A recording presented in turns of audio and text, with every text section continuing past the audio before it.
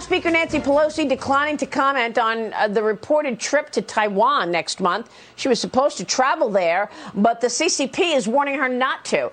Now she is citing national security concerns, but she said it's important to show the country that America supports Taiwan's independence. This after President Biden cast doubt on her travel plans earlier this week, saying that the military thinks, quote, it's not a good idea right now. Joining me right now is the Heritage Foundation president, Kevin Roberts. Kevin, it's great to have you this morning. Thank you so much for being here. Isn't it interesting that the CCP threatens Nancy Pelosi not to go to Taiwan, and then Joe Biden says the military says it's not a good idea? What do you think's going on here? Well, Maria, I think interesting is a very charitable word. It's just disappointing that the president didn't respond this way.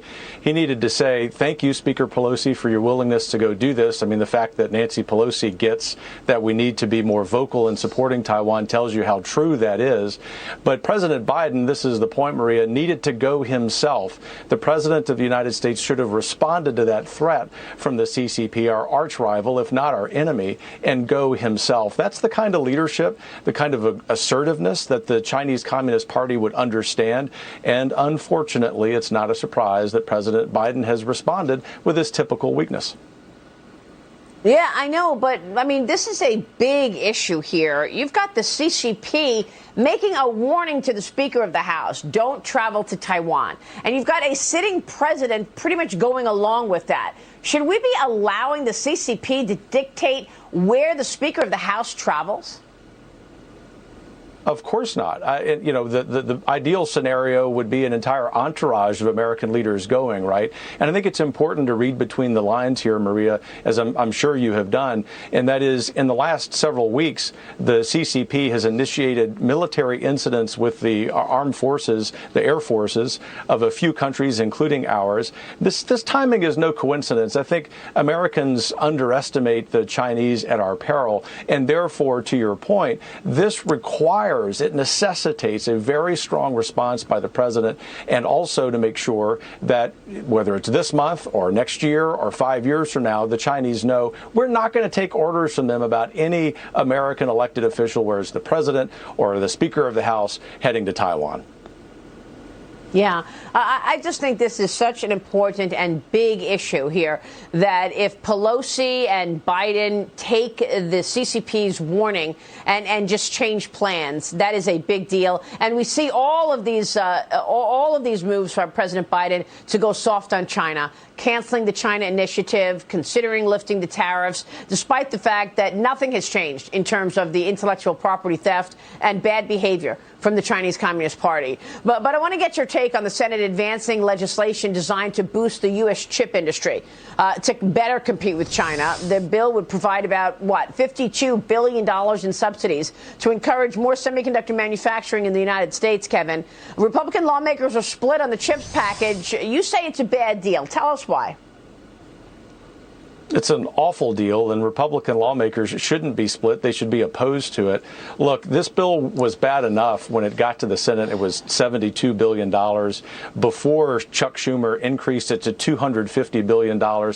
It's real simple to understand what this bill does in common language. It subsidizes the semiconductor industry, which is now recovering. Obviously, the chip shortage was a problem. We shouldn't be subsidizing them to begin with. But this is the real problem, Maria, and it goes to the heart of your questions earlier about Speaker Pelosi's potential trip to Taiwan. Basically, what this does is not just subsidize these semiconductor companies, it subsidizes the construction of semiconductor factories in China. I would not want to be an elected official of either party going back home to my district next month, having voted for something that uses my voters' taxpayers' money to go to the construction of factories in China. Unless this bill were to have a provision that would prevent that, it really is garbage. But I really have to say the best thing you can do with this bill, Maria, is to select all, delete, and start over, and give tax relief to companies across the board. American business owners in every industry are feeling the pain of inflation. Now is not the time for corporate welfare, especially corporate welfare that benefits the CCP. So, Kevin, you're saying that this bill actually encourages producing and manufacturing in China? Yes, the response of K Street lobbyists representing these firms, Maria, will be that the bill doesn't specifically say that's going to happen, but the bill doesn't prevent it. And we know from history, from recent history, that the capital investment of a lot of these semiconductor businesses has been in factories in China itself.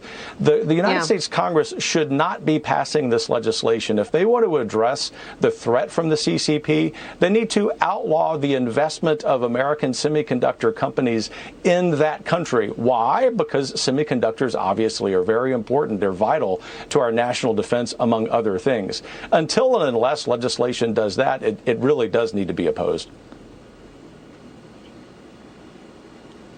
Yeah, no, I think you make such a great point. Meanwhile, President Biden claims that he's going to speak with Xi Jinping within the next 10 days. He says he's expecting to speak with the president of China by the end of the month. That would be the first one-on-one call between the two leaders since March. We are continuing to wait for a decision from the White House on the China tariffs, Kevin, but we also know that we have no evidence that Biden ever brought up the origins of COVID-19 on any of these calls with Xi Jinping. We have no evidence that he's ever brought up the issue of fentanyl that is made in China and pushed through the United States that is killing our people. So what do you think goes on this call? And do you think Biden is going to toughen up and start being tough with the CCP and its bad behavior, or he's compromised and he won't? Well, look, I'm a proud enough American, as I know you are, that I would be delighted if Joe Biden, with whom I disagree on everything, were to surprise me and prove me wrong. But I'm afraid this fist bump presidency is simply via phone going to convey empty rhetoric. I mean, if you're sitting in China, Maria, and you're a leader of the CCP, why on God's green earth would you take anything that the president of the United States says either to be serious or to be strong? If you look at the performance of this administration in foreign policy over the last nearly 2 years now, every single thing they have touched, every region of the world has suffered from its ineptitude. I am very worried about the next several months, especially as it pertains to China, because it is the gravest threat facing the United States and free people around the world. Joe Biden's simply not up to the task. It's a very serious issue. I agree with you. Kevin, it's good to see you. Thanks very much. We'll keep on it. We appreciate you joining me this morning. Thank Kevin you. Roberts this morning. Quick break. All right, we'll see.